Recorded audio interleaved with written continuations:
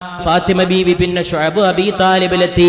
പിതാവ് ബഹിഷ്കരിക്കപ്പെട്ട കാലമാണ്. 3 കൊല്ലം അന്നം മുടക്കിക്കൊണ്ട് ഖുറൈശികൾ ശുഅബ് അബീ താലിബിൽ നബിയെയും കുടുംബത്തെയും അബൂലഹബിന്റെ മകൻ ഉതൈബ നബിയുടെ ഒരു മകളെ കെട്ടിയിരുന്നു. ആ ഉതൈബ നബിയുടെ മകളെ വിവാഹമോചനം ചെയ്തു. കഷ്ടപ്പാടിന്റെ കാലമാണ്.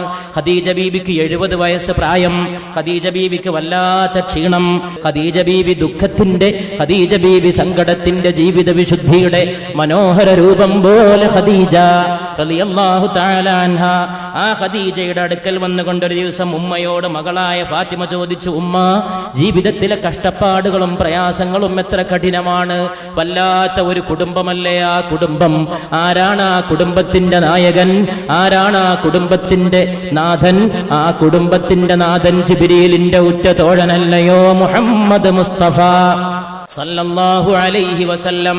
നബിയെ, പ്രപഞ്ചത്തോട് മുഴുവൻ പ്രസംഗിക്കാൻ അങ്ങ് എഴുന്നേറ്റ് നിന്നാൽ അങ്ങയുടെ അസിസ്റ്റന്റായ സേവകൻ റൂഹുൽ അമീനായ മലക്ക് ജിബ്രീലാണ് നബിയെ അലൈഹിസ്സലാത്തു വസ്സലാം. ഖദീജ ബീവിയുടെ മുമ്പിൽ വന്നിട്ട് മകള് ചോദിച്ചു, ഉമ്മ, കഷ്ടപ്പാട്. ഖദീജ ബീവി പറഞ്ഞ മറുപടി പ്രകാരമാണ്, മോളെ, ലോകത്തിലെ ഏറ്റവും ബഹുമാനപ്പെട്ട, ഏറ്റവും ഉത്കൃഷ്ടനായ ഒരു മനുഷ്യനെയാണ്, അള്ളാഹുവിന്റെ തിരുദൂതരെയാണ് എനിക്ക് ഭർത്താവായിട്ടും നിനക്ക് പിതാവായിട്ടും കിട്ടിയിട്ടുള്ളത്. മോളെ, ഇത് അനുഗ്രഹമാണ്. ഈ കഷ്ടപ്പാടുകൾ, എന്റെ ഭർത്താവ് ആരാണ്, നിന്റെ പിതാവ് ആരാണ് ഫാത്തിമ? അത് അള്ളാന്റെ ഹബീബായ മുഹമ്മദ് മുസ്തഫയാണ് സല്ലല്ലാഹു അലൈഹി വആലിഹി വഅസ്ഹാബിഹി വസല്ലം.